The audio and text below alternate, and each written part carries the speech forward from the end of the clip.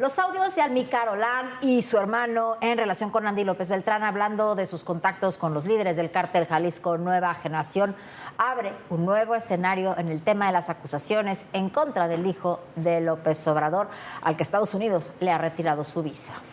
Pero no es solamente una visa. Mientras aquí la Fiscalía General de la República dice que no hay pruebas contra Andy, estas se comienzan a acumular tanto en medios de comunicación como en las fiscalías de los Estados Unidos. Las grabaciones divulgadas ayer por Latinos involucran directamente esta trama con algo que ya había establecido la justicia estadounidense. Cruzan el tráfico de influencias y el contrabando de combustibles con una organización a la que la Unión Americana califica como terrorista, el cártel Jalisco Nueva Generación, y por ende pone a todos los involucrados bajo el paraguas de las leyes antiterroristas. Es para los acusados una pésima noticia. Y todos los caminos llevan a Tabasco. Ahí se forjó la amistad entre los hermanos Amílcar y Luis Alberto Olan Aparicio con Andy López Beltrán. Ellos forman parte de El Clan, el grupo de empresarios beneficiados con obras y contratos millonarios por sus nexos con el hijo del expresidente. Lo mismo participaron en las obras del tren interurbano con el Balasto, que vendieron medicamentos al IMSS e importaron combustible de Estados Unidos. En julio de 2015 se tomó esta foto de Amílcar con Andy en la elegante boda de Olan. Con la llegada del obradorismo, vinieron días prósperos para los amigos. Amílcar Olan es la cara visible de las empresas beneficiadas, algunas a nombre de sus familiares o trabajadores. El hermano Luis Alberto es considerado un operador para expandir los negocios con presuntos nexos con el cártel Jalisco Nueva Generación. Y los negocios se concretaron. Mexicanos contra la Corrupción documentó que entre los años 2020 y 2022, la empresa Romedic de Amílcar Olan recibió contratos por 490 millones de pesos del Instituto de Salud para el Bienestar. Con la compañía Boyago, a nombre contador de Amílcar, le vendieron al IMSS medicamento para diabéticos hasta con 1000% de sobreprecio. En 2018 también rentó en 40 millones de pesos por 5 años un edificio al Poder Judicial tabasqueño. En 2024 los amigos de Andy también entraron al negocio de la importación de combustible con la empresa Portacelis Gas and Oil. Realizaron operaciones por 7 millones de dólares. El proveedor fue Icon Midstream, compañía investigada como parte de la red de huachicol fiscal de los marinos. Los Olan también son amigos de Gonzalo López Beltrán. Amílcar admitió que Bobby le daría minas en Oaxaca para explotarlas y proveer del balasto al tren interoceánico. Bobby me dijo que nos van a dar un frente en unas minas allá por Oaxaca. Me dijo ahí, pero no, él tampoco sabe bien, que nosotros las explotemos. O sea, que yo la explote, pues, porque yo soy el que te voy a meter todo el dinero.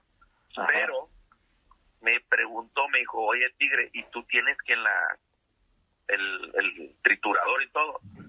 Y ya le dije, obviamente, que sí. Bobby es el que me metió en este desmadre. Ellos forman parte con el sello del tráfico de influencias, con el sello de los morenistas Beltrán López. Un entramado donde también aparece el crimen organizado. Latinos reveló un audio donde Luis Alberto Olan se jacta de su relación con Iván Casarín el Tanque, uno de los líderes del cártel Jalisco Nueva Generación. Como mañana me van a ver con ese cabrón armado, pero van a quedarse así. Él sabe que yo conozco al Tanque aquí, al de la Maña, y como vio que él no le volvieron a molestar a ese güey que lo llevó a extorsionar y que la madre que quería no sé qué, y ya le dije, no, si yo me llevo con el Tanque, y yo le dejé cuenta y ya se quedó así. ¿A poco sí? Y me dice, la madre me dice. Silvia Otero, Azteca Noticias. Mira, aquí el factor del cártel Jalisco Nueva Generación es fundamental y se cruza en los dos negocios, los de tráfico de influencia, todos estos negocios que usted veía ahora, con el tema del contrabando de combustible. Estados Unidos ha establecido ya desde hace tiempo las empresas relacionadas con el cártel Jalisco Nueva Generación que participan en el contrabando de combustible. Esas redes de contrabando de combustibles terminan relacionándose también con muchos personajes, pero también con Andy López Beltrán. Ahí está, incluso en las declaraciones de algunos testigos protegidos de las investigaciones que hizo la anterior Fiscalía General de la República y que esta aparentemente no ha continuado. Se cruzan también esto del Cártel Jalisco Nueva Generación, con el tráfico de influencias, con audios como el que ahora escuchamos, la participación de personajes del Cártel Jalisco Nueva Generación para que se hagan o se dejen de hacer ciertas actividades, ciertas obras. Hay que recordar un punto que es central en todo esto.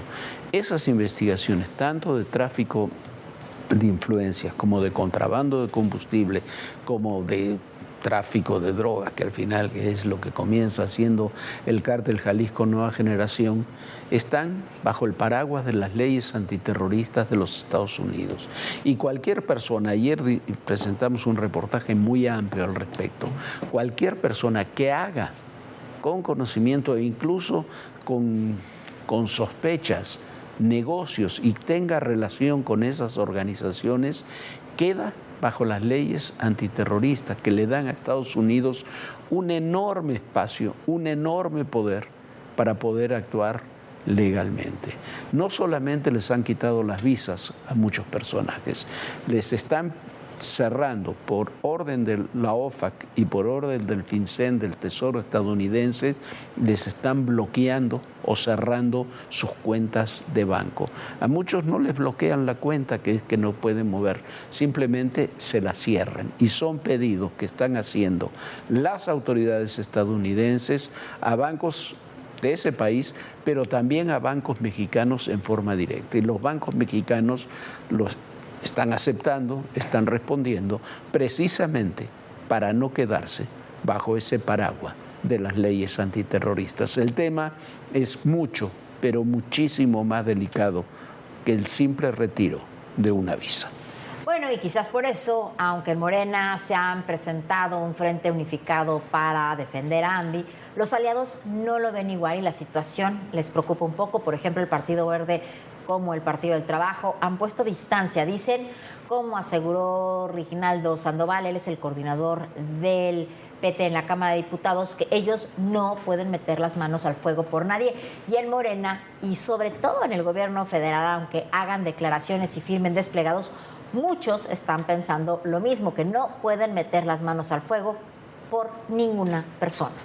En relación directa con todo esto, el contraalmirante Farías Laguna se espera ser trasladado a México para responder por una investigación de tráfico de combustible. Y recuerda, usted es el que está detenido allá en Argentina, mientras Andy López Beltrán, señalado por testigos, sigue sin declarar ante las autoridades. Pero no declaran ni Andy, ni declara el almirante Ojeda, ni declara Adán Augusto, ni declara ninguno de los muchos políticos que están involucrados en este negocio. El contraalmirante Fernando Farías Laguna, acusado de encabezar una red de huachicol fiscal, podría ser extraditado de Argentina a México el próximo 27 de agosto. Fernando Farías describe en el momento que lo entrevistaron en Argentina esto como una operación de Estado. El abogado de los hermanos Farías, sobrinos de Rafael Ojeda Durán, secretario de Marina, durante el sexenio de Andrés Manuel López Obrador, ha sostenido que sus clientes no tenían la capacidad ni las facultades para operar el entramado que causó un desfalco histórico al erario público por más de 600 millones de pesos. Lo que no cuadra en la descripción de hechos que hace la Fiscalía General de la República es lo que tú dices exactamente.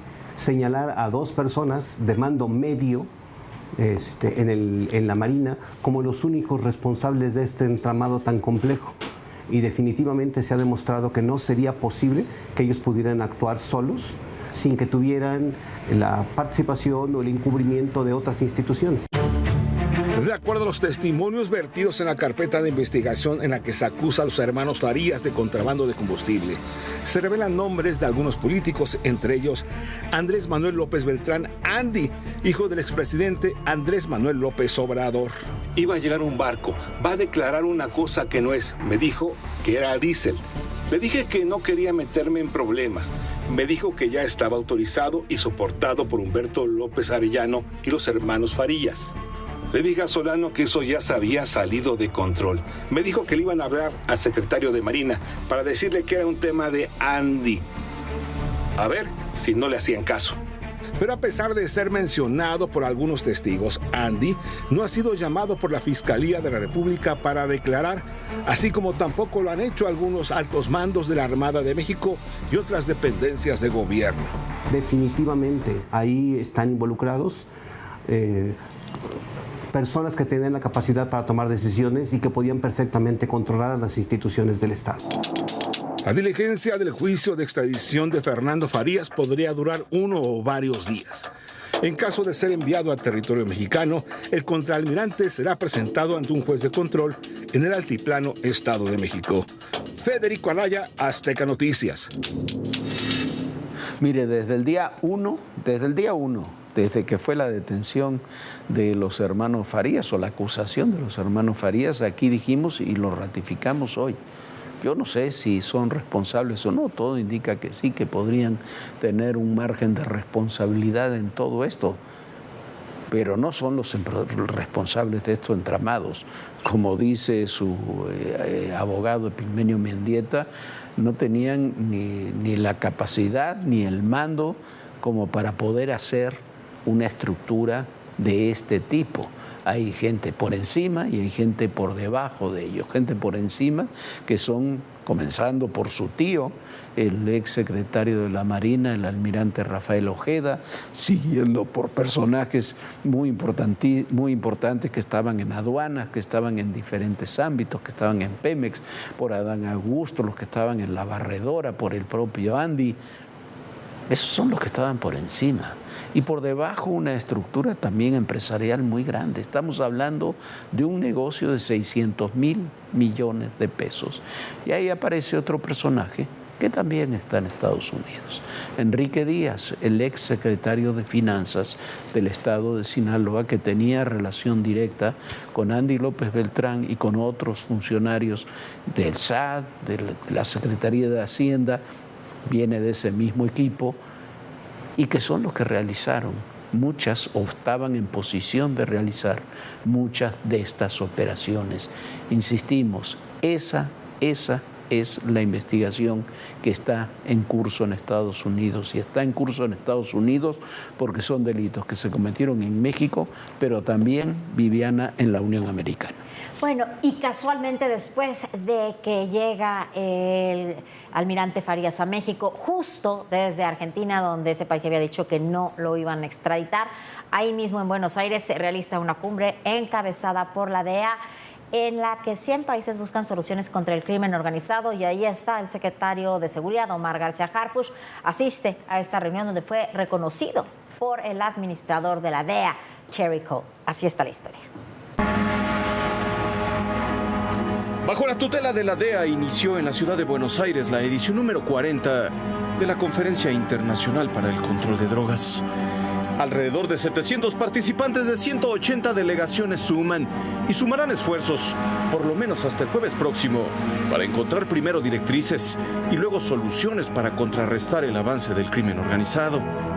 Gobiernos que niegan el problema, que incluso forman parte de él o que mantienen lazos directos con narcodictaduras, son apenas 3 de los tumores que enferman a decenas de naciones en el mundo, muchas de ellas en Latinoamérica. El narcotráfico es un problema estructural en el continente y en nuestro país. Allí en donde se asienta el narco se rompen comunidades, se destruyen vidas y se compromete el sistema político por su influencia. A pesar de que nuestro país sufre directamente por el flagelo del narco, por la omisión o los fuertes nexos de las autoridades con el crimen organizado, el administrador de la DEA, Terry Cole, no dejó pasar la oportunidad para hablar sobre el trabajo de Omar García Harfuch, secretario de Seguridad y Protección Ciudadana. Secretary Harfuch understands the threats we face globally together. Transnational criminal organizations traffic deadly drugs, spread violence, corrupt institutions, and destroy families. El secretario mexicano enumeró algunos de los puntos de mayor importancia en temas de cooperación internacional. La cooperación efectiva se construye precisamente a partir de relaciones profesionales, confianza institucional e intercambio oportuno de información. Y su contribución ha sido importante para mantener y consolidar estos canales de colaboración. Conversaciones para fortalecer la cooperación operativa, compartir trabajo de inteligencia y aplicación de la ley, específicamente de la creada para combatir al narco y todas las actividades que lo fortalecen, lavado de dinero y terrorismo. La más reciente edición de la Conferencia Internacional para el Control de Drogas coincide con el avance de la derecha en la región, con Colombia y Perú como ejemplo de las naciones que en las urnas decidieron alejarse del socialismo. Esto y el escudo de las Américas, la alianza de Estados Unidos con 12 países latinoamericanos, presentada en marzo pasado por Donald Trump, demuestra el esfuerzo y la seriedad que diferentes gobiernos le están dando a la lucha contra el narco y los nexos del crimen organizado con varios regímenes totalitarios. Raciel Cruz Salazar, Azteca Noticias. Bueno, mire, esto es muy importante. El elogio que hace, porque es un elogio que hace Terry Cole a Omar García Harfuch, es un elogio muy personal, muy al funcionario. No se habla en específico de México, no se habló, por lo menos no lo hizo Terry Cole, de México, de la presidenta. Habló incluso de la penetración de las instituciones, pero sí dijo que Omar García Harfuch es un hombre que le tenía confianza. Aquí le hemos dicho y lo ratificamos, hay dos hombres en los que Estados Unidos tiene, las instituciones de Estados Unidos tienen confianza. En el ámbito militar, el general Ricardo Trevilla. En el ámbito de las agencias civiles, Omar García Harfuch. Son los interlocutores principales que tiene México en el ámbito de la seguridad. Más allá de las muy profundas diferencias que existen en el ámbito político. ¿Por qué? Porque lo de Andy, lo de Adán Augusto, lo de Rocha Moya y demás son decisiones políticas. Son decisiones políticas que afectan la seguridad, pero no son decisiones de las estrategias de seguridad y del intercambio de inteligencia, de cooperación que se establecen, en este caso en particular, con el Ejército Mexicano, con la Secretaría de la Defensa, con la Secretaría de Seguridad. Así están las cosas. Hay más, porque también ocurre con sectores de Hacienda, con sectores de la UIF, con sectores de la Cancillería, con sectores comerciales, pero el centro de la confianza está ubicado en esos dos hombres. Ahora, Jorge, para cómo están las investigaciones de las autoridades estadounidenses contra muchos funcionarios mexicanos, es una gran noticia que por lo menos en el ámbito de seguridad, como bien dice Jorge, el general Ricardo Trevilla, el secretario de Seguridad Omar García Harfuch, se tenga una buena interlocución y bueno, estén trabajando en esta relación bilateral, por lo menos en un temas de seguridad, en un momento que es tan complicado. Y mientras tanto, en Rusia se curan en salud y adelanta su servicio de inteligencia exterior, el SBR, que en Estados Unidos lo van a acusar de participar en un esquema de venta de armas a los cárteles de la droga de México, Venezuela y Colombia. Y bueno, hay que recordar que apenas esta semana pasada se descubrió una célula del cártel Jalisco Nueva Generación en Chequia comprando armas. Y bueno, el cártel Jalisco Nueva Generación, sin lugar a dudas, se ha expandido mundialmente. Rusia acusa a Occidente y a Ucrania de preparar un montaje para vincular al Kremlin con el tráfico de armas hacia cárteles de México, Colombia y Venezuela. Pero la acusación rusa llega en un momento en que investigadores internacionales ya documentaron la presencia de armamento de fabricación rusa en los arsenales del crimen organizado mexicano. El Servicio de Inteligencia Exterior de Rusia afirma que un servicio de inteligencia occidental, sin dar más detalles, en coordinación con Ucrania, pretende introducir armas rusas confiscadas durante la guerra para presentarlas como evidencia de un supuesto suministro a cárteles. Moscú también asegura que se preparan videos, audios y documentos falsos para vincular a militares rusos con esas operaciones. Pero en México existe un dato que añade una situación más a la historia. Según el informe del Centro para el Estudio de la Democracia con sede en Bulgaria presentado a autoridades estadounidenses, entre 2022 y 2024, una parte mayoritaria de las armas decomisadas a cárteles mexicanos fue de fabricación rusa. El documento cita, entre otros ejemplos, armas de grado militar localizadas en arsenales del cártel Jalisco Nueva Generación. En México se ha observado un aumento visible en la penetración de armamento ruso de grado militar en los arsenales de los cárteles. El informe, sin embargo, no sostiene que el Kremlin venda directamente armas a los cárteles. Plantea que redes y actores comerciales vinculados a Rusia pueden facilitar el acceso a ese armamento. Y el antecedente no es nuevo. Investigaciones internacionales señalan a los rusos Vladimir Lyubishin, padre e hijo, por supuestos intentos de negociar armas con cárteles mexicanos.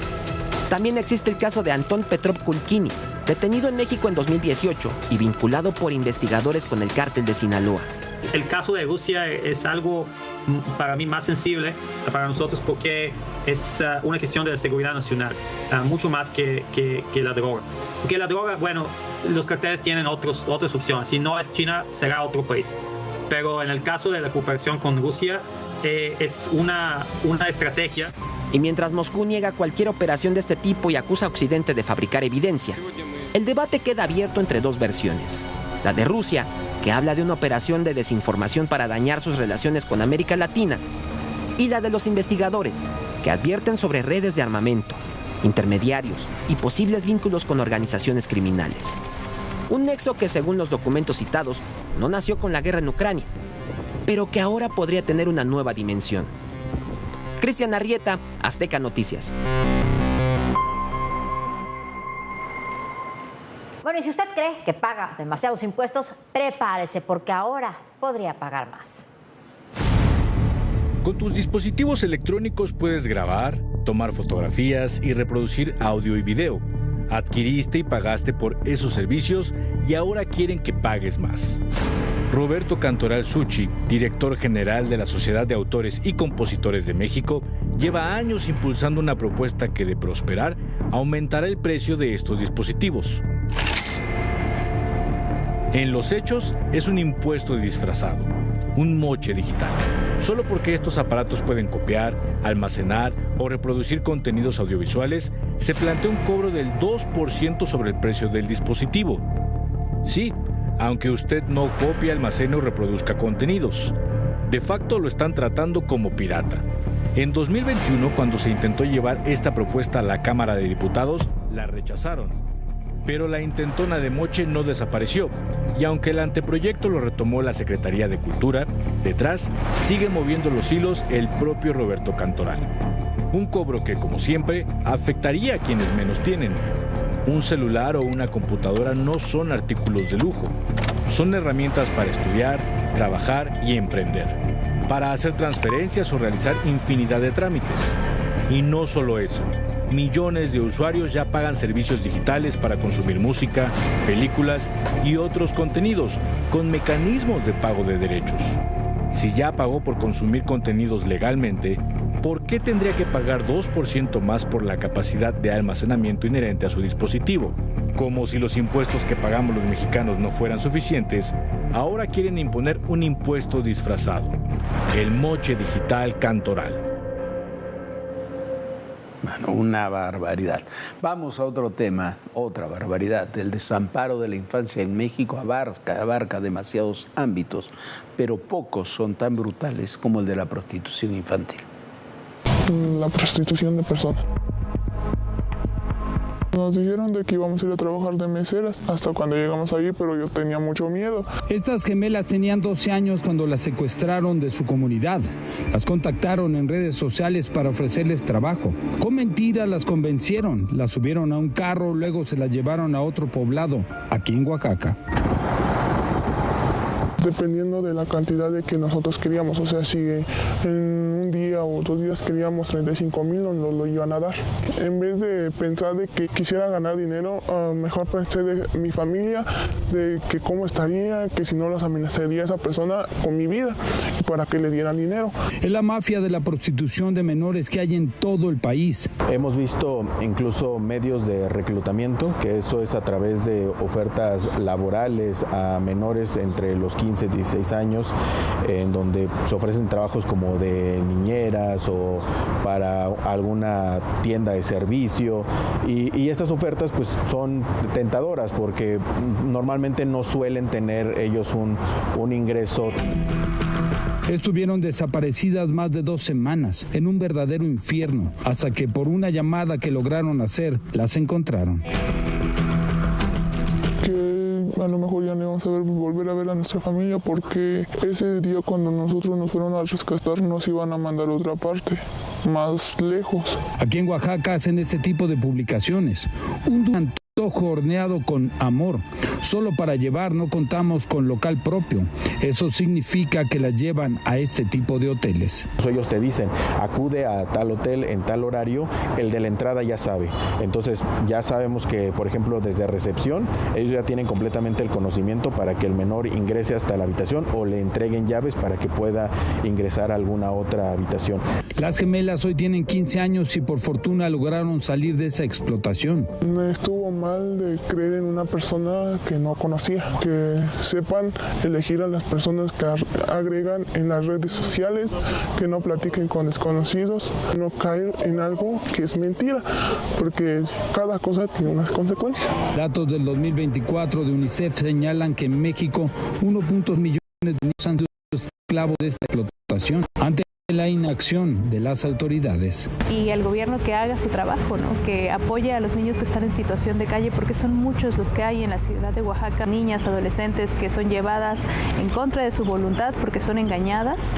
Se pierde completamente toda la esperanza. Indefensos ante un gobierno rebasado e incapaz de proteger a la infancia mexicana. Ulises Grajales Valdivia, Azteca Noticias. Una verdadera tragedia, y que ocurra esto en nuestro país es inhumano, de verdad. Nosotros ya nos vamos. Muchísimas gracias por habernos acompañado, pero lo esperamos mañana en punto de las 11 de la noche. Sueñe bonito, descanse. Bonita noche, Jorge. Muy buenas noches, Viviana. Muy buenas noches a todos ustedes. Y recuerden, el poder y en la política todo, pero absolutamente todo es personal. Gracias.